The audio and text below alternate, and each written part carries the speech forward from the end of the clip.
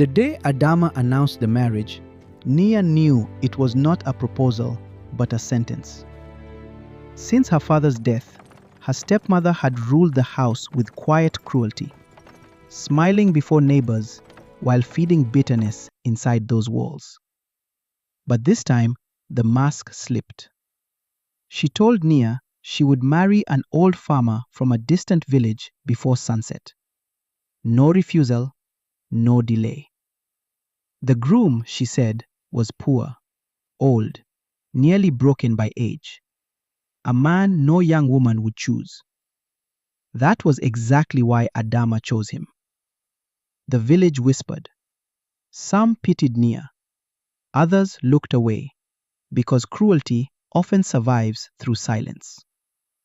By afternoon, the old farmer arrived, leaning on a carved stick, dressed in faded robes, his beard white with age.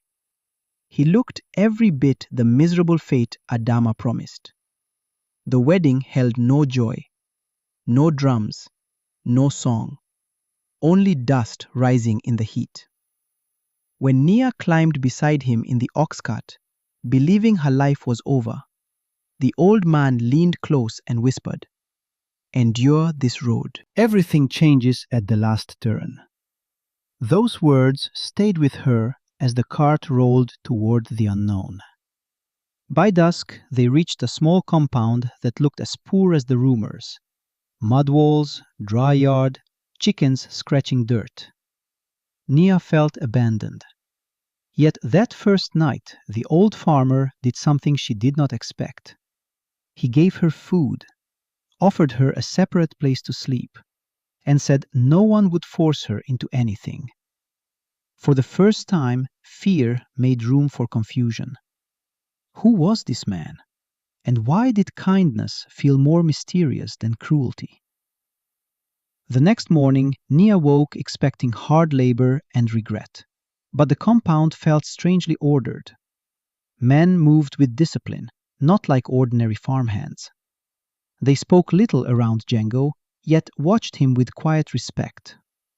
She noticed one servant bow before handing him water. Another carried his walking stick as if it were sacred. Nothing made sense. Then, that night, riders came after dark. Nia saw shadows moving outside and heard voices lowered in secrecy.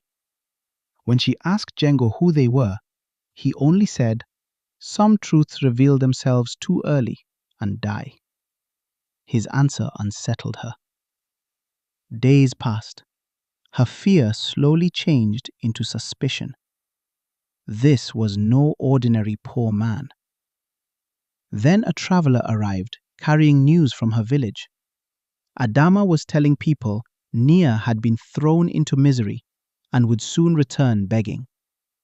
The lie burned inside her. She demanded to go back and confront her. Django refused. "Wait," he said. "The road has not reached its last turn." Those words angered her now. But before she could press further, danger came. Raiders attacked a nearby road before sunset. Villagers ran toward the compound in panic. Nia expected the old farmer to hide. Instead, he stood, straight, strong. The limp vanished. His voice turned sharp with command. Men she thought were servants grabbed weapons. Riders appeared from nowhere, and the old farmer led them like a man born for war. Nia watched in stunned silence. The man she had been forced to marry was hiding something far greater than poverty. By nightfall, the raiders were gone. The compound stood untouched. But Nia could not keep silent. She found Django by the fire and asked the question burning inside her. "Who are you?" For a long moment, he said nothing. Then he told her the poor farmer was a disguise. He was once guardian of an old caravan route, a man forced into hiding after defying corrupt chiefs. Even his weakness had been part performance. Nia stared at him, unable to breathe. "Why marry me then?" His answer shook her even more. "Because your father warned me before he died. He feared what Adama would do. I came in the only form she would never suspect. A rescue hidden inside a forced marriage." Nia felt the world turn beneath her. The humiliation meant to destroy her had become a shield. Then Django showed her sealed documents, land records, proof her father's property had been stolen, names of chiefs tied to Adama's greed. The betrayal ran deeper than family cruelty. It was conspiracy. For the first time, Nia's fear became anger. She did not want survival anymore. She wanted justice. And as she looked at the old man across the fire, she realized the road that began as a sentence was becoming something else entirely. After that night, everything changed between them. Nia no longer saw herself as prisoner in Django's home. She became part of a secret. Messengers came after dark. Locked chests were opened. Inside were garments too rich for any farmer. Gold seals, ceremonial robes, symbols of power. Django was preparing for something. But for what? Then news came from the village. Adama had moved to seize the last of Nia's inheritance. An elders' assembly would meet in days. Nia wanted to leave at once. Django told her to wait. Truth needs timing. She hated hearing it. But then, one morning, the earth itself seemed to tremble. Dust rose beyond the ridge. Nia thought war had come. Then she saw them. Horsemen, wagons, armed riders, a convoy stretching farther than her eyes could follow. Her breath stopped. This was no accident. This was his convoy. And as horns sounded, servants knelt before Django.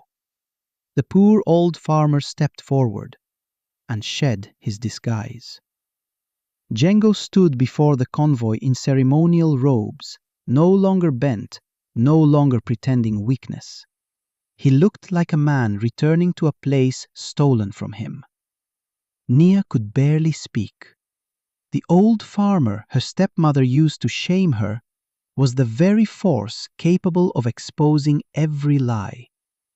They rode for her village at the head of the convoy. Word spread before they arrived. Children ran shouting warriors had come. People filled the square. Adama stepped out, smiling at first, thinking some great visitor had arrived. Then she saw Nia beside Django. Her face hardened. At the elders' assembly, Adama began with tears and lies. She called Nia ungrateful, claimed she had fled duty, tried to turn pity into power. For one moment, old fear stirred in Nia. Then Django rose. Documents were unsealed. Witnesses stepped forward. Bribes were named. Land theft exposed. Silence fell over the square, and for the first time, Adama looked afraid. Adama dropped to her knees and begged. She blamed poverty. She blamed bad counsel. She blamed everyone but herself. But no one listened. Her lies had lost their power. Then Nia stood before the elders. The girl, once too frightened to resist, now spoke with calm that cut deeper than anger. She told of hunger, humiliation, being sold into marriage, years of quiet cruelty hidden behind a smiling face. Then she asked one question. If a mother sells a daughter for greed, what name does a village give that sin? No one answered. Even the elders lowered their eyes. Judgment came before sunset. Adama lost every claim to Nia's inheritance. The corrupt chief who helped her was taken under guard, and Adama was sentenced to exile in the dry settlement she once threatened Nia with. The fate meant for Nia became her own, poetic justice. But what stunned everyone was Nia asking for mercy. No prison, only exile. Even Django looked at her with new respect, because in that moment, mercy proved stronger than vengeance. After judgment, the village changed. People who once stayed silent came asking forgiveness. Women embraced Nia openly. Old men spoke her father's name again with honor. And in the quiet after conflict, something deeper grew between Nia and Django. Trust became tenderness. Tenderness became love. Then one dawn, Django offered to release her from the marriage. He said vows born through coercion should not bind her. Nia looked at him and answered softly, "Some marriages begin with joy and die in sorrow. Ours began in sorrow and found truth." She chose to stay. Seasons passed. Fields were restored. Widows reclaimed land. Peace seemed to settle. But not everyone accepted the fall of old power. The disgraced chief's nephew began stirring rebellion. Rumors spread. Granaries were burned. Shadows returned. And Nia realized justice won once must still be defended. The rebellion grew in whispers before it showed itself openly. Messengers vanished. Roads became unsafe. Some urged Django to crush dissent with force. He refused. Justice defended by vengeance can become another tyranny. Then came the warning. An assassination was planned during market day. Nia heard it too late. In the crowded market, she saw a man moving through the people with a hidden blade. He was heading for Django. Without thinking, she stepped between them. The blade cut her arm before guards seized the attacker. Chaos erupted, but Django only looked at her. That night, he confessed. The thought of losing her frightened him more than war ever had. And in that moment, whatever remained uncertain between them disappeared. They were no longer bound by fate. They had chosen each other. But time was moving too, and for the first time, real age began touching Django. Django's strength began to fade. The old age once worn as disguise was becoming truth. And Nia feared what she once thought she would welcome. Not marriage to an old man, but losing the man she loved. When illness came, Django faced it quietly. One evening beneath a red sunset, he asked Nia to repeat the words he first spoke in the ox cart. She held his hand. "Everything changes at the last turn." He smiled, and before dawn, he was gone. Grief swept the region. The convoy rode once more, this time in mourning. Many thought Nia would disappear into widowhood. Instead, she rose. She led councils, protected the weak, built schools so no daughter would again be sold through silence. Her name became stronger than titles. And still, one final turn remained for her story. Years later, a frightened orphan girl facing forced marriage came to Nia for help. Nia saw herself in the child. She held her close and whispered the same words once given to her. "Endure this road. Everything changes at the last turn." And the circle closed. The girl who had once been treated as disposable had become protector of others. People still told the story of the wicked stepmother who tried to destroy a girl, only to unknowingly deliver her into the hands of the man whose convoy exposed every lie. The trap became rescue. The humiliation became honor. The poor old farmer became legend. And Nia became living proof that betrayal does not always end in ruin. Sometimes it opens the road to destiny.